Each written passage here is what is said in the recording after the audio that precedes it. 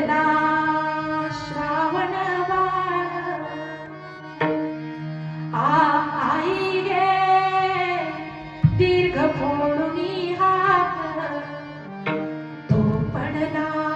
जाऊनी झोप हे राजाच्या श्रवणी करुणावाणी हृदयाचे झाले पाणी त्या ब्राह्मण पुत्रा बघुनी